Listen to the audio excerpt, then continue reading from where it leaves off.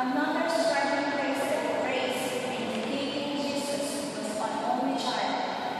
referring to Jesus, he is not the carpenter, the son of Mary, and the brother of James,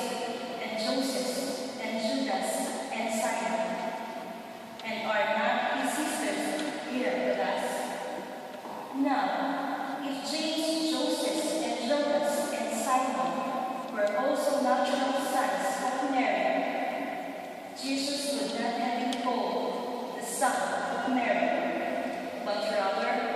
one of the sons of Mary.